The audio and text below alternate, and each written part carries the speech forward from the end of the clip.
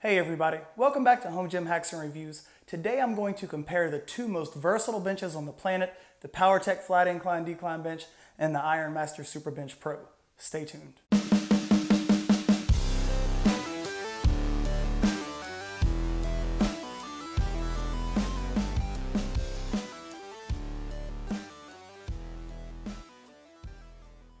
A few months ago I did a full review for the Powertec Flat Incline Decline Bench, and I won't do a full standalone review for the Ironmaster Super Bench Pro because there are already plenty of good reviews out there for this bench.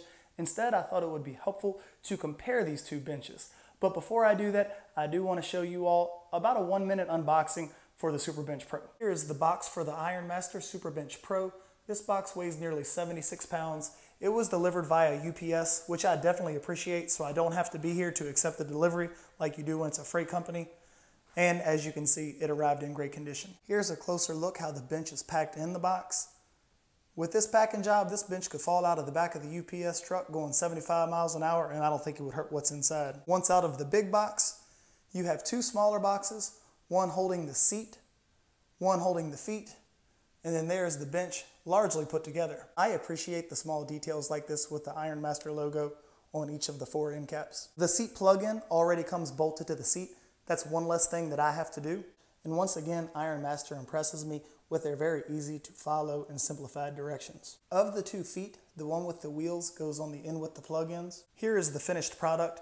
It literally took 2 minutes to put together. It took me far longer to unbox this piece than it did to assemble it. To start with, here's a quick side-by-side comparison of each bench. They are both well made, and each bench has been improved over the years by listening to customer suggestions and critiques. These are the flagship benches for each company, and each bench offers an array of unique features. For someone like me who loves variety in their training, I think each bench can have its place in a home gym. The Powertec Flat Incline Decline Bench is sold with the lever gym, and the lever gym is my most versatile and used piece of equipment. And if you want to know any more about it, I have plenty of videos showing it in action. Next, I want to show the ease in each bench's adjustability. I'm going to go from flat to incline with both, starting with the Super Bench. I am a big fan of this foot lever. It just makes getting it into position very easy. And then there's the seat that plugs into one of 2 holes. And then for the Powertec, there is a twist knob that has to be twisted counterclockwise, pulled out, put into position, and then retightened.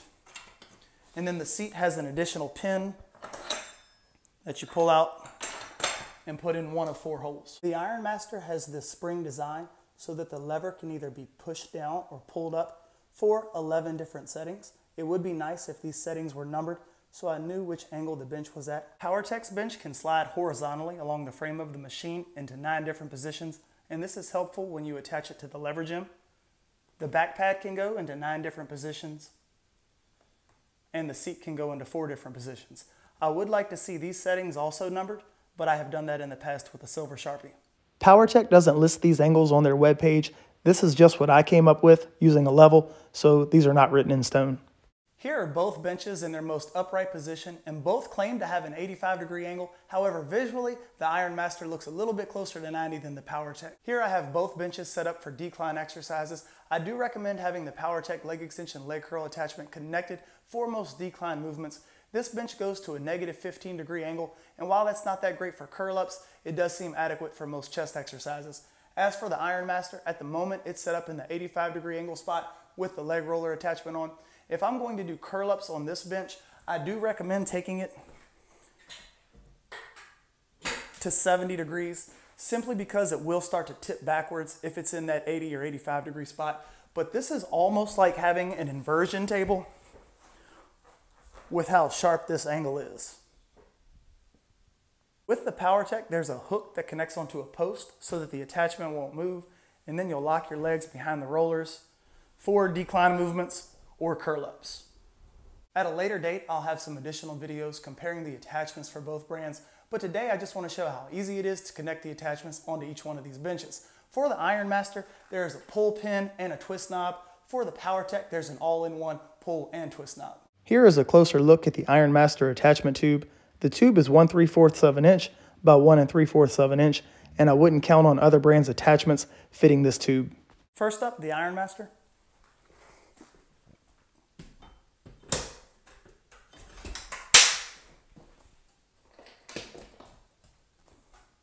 The Ironmaster leg extension leg curl attachment feels smooth and effective. It has a 200-pound weight capacity, and it sells for $199. And the Powertec.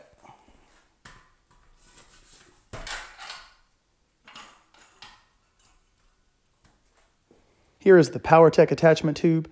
This one is also 1 3/4 of an inch by 1 3/4 of an inch. I recommend spraying silicone spray into each tube, and it's unlikely other brands' attachments will fit it. The Powertec leg extension leg curl attachment feels smooth and effective. It has a 200-pound weight capacity, and when doing leg extensions, I like the fact that my back is supported. This piece sells for $189. Here's 4 of the 6 Powertec attachments in the attachment holder. This is my second time owning each one of these. I sold them when I moved from my previous house, but I like them enough to buy them a second time. First up, the Powertec dip machine. I think this attachment is unique because you stand up to perform the exercise. When I face away from the machine, I feel more tricep activation, and when I face towards the machine, I feel more chest and shoulder activation. This attachment sells for $219. It has a 200-pound weight capacity, and it has undergone one major improvement, and that's the addition of the angled stainless steel weight horns. I have a full review for this piece if you want to check it out. Next up, the pec fly attachment. This is a really inexpensive option to buying a standalone pec machine. There is limited resistance in the starting position, but many users with a history of shoulder issues have reported that to be the attachment's best feature. There is a 200-pound weight capacity, stainless steel weight horns, revolving handles, and arms, and at the time of this recording, this piece sells for $249. The preacher attachment is the most versatile of all the Powertec attachments. I can remove those handles and replace those with any attachment that I want to. At the time of this recording, this piece sells for $239. It has a 200-pound weight capacity. Those pads can be adjusted into 3 different settings, 2 stainless steel weight horns, and revolving handles. William Austin, who contributes a lot of excellent information to this page, recommended using a clothespin to retract that knob to make getting the attachments in and out easier. Next up, the leg press attachment sells for $349. It has a 400-pound weight capacity, and it weighs 69 pounds, which makes getting it in and out of the bench a little bit difficult. I owned this piece before, and it was okay, but I ended up selling it to buy the standalone leg press. Lastly, the lat tower attachment. This piece has a 300-pound max weight capacity. It's 82.6 inches high, and it has the low pulley. It weighs 69 pounds. At the time of this recording, it sells for $469, and this is the one attachment that I haven't tried. Moving on to the Ironmaster attachments, there are 7 of these, and there is an organizer for them, and it almost looks like a transformer sitting in the corner, but once you figure out what everything is, it's a pretty cool setup. Like the Powertec, the Ironmaster bench has a cable tower attachment with a high-low pulley. It has a 1-to-1 pulley ratio, a 250-pound weight capacity. It weighs 70 pounds, and it's 86 inches high, so a little bit taller than the Powertec, and it costs $599. The Ironmaster preacher pad can be used with a barbell or dumbbells or any pulley system like the IM2000. The pad has 3 different positions. It has a 120-pound weight capacity, and it costs $129. Amazingly enough, the bench can accept a pull-up attachment with a 300-pound weight capacity. The tube is 48 inches long, and the bar is 48 inches wide. The pull-up bar has a diameter of 1 1/4 inches. It can go from 81.5 inches to 89.5 inches tall when connected to the bench, and there are 2 different grip positions. This piece sells for $109. The dip attachment is rated for 350 pounds. It has 3 different height positions from 50 to 52.5 inches.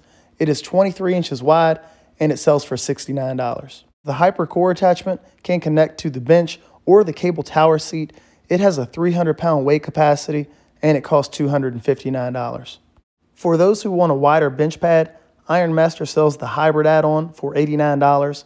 At its widest point, it is 12 1/4 inches, and at its most narrow point, it's 10 1/4 inches, and it's 2.5 inches thick. The add-on also has a more grippy vinyl than the one that comes standard with the Super Bench Pro. Here is my old school bench. I have no idea what it is, but this is the bench by which all other benches are measured. This thing fits me like a glove, and I would put this up against the most expensive bench on the market. The pad is not very grippy, but it feels extremely comfortable, and these dimensions are perfect for me. The Ironmaster bench pad is moderately grippy. The embroidered logo is a nice touch. The pad is 44 inches by 10.5 inches and 2 inches thick.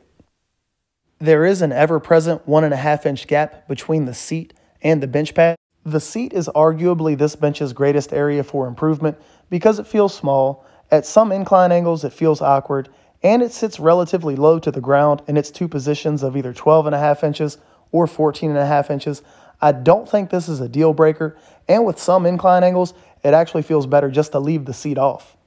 The Powertec bench pad offers about the same amount of grippiness as the Ironmaster. The stamped logo is a nice touch, as well as the yellow stitching. There is a 1 3/4 inch gap between the seat and the back pad, and that gap is noticeable when performing supine movements. However, the gap disappears when the bench is moved into the incline position. I prefer the Powertec seat over the Ironmaster because it is significantly larger and much more comfortable. When deciding on a bench, one of the most important measurements is how high the bench is off the ground when in the flat position. The original Super Bench was 20 inches high, which is almost like being on a mountaintop. However, the Super Bench Pro is only 17.2 inches. The Powertec is 18.5 inches high when in the flat position, and for me that feels a little bit high unless I put my feet on the frame of the machine. I think it's important to show what the wobble looks and sounds like for each bench. Here's the Ironmaster. As you can see, minimal wobble in the flat position. Now in the upright position. Here is what the wobble looks and sounds like for the Powertec. So minimal wobble there.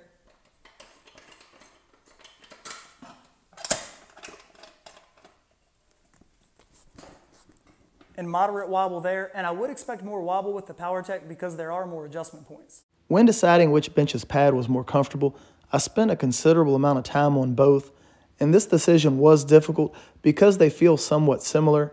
However, the Powertec is slightly more dense, so I do think the Ironmaster is a more comfortable pad.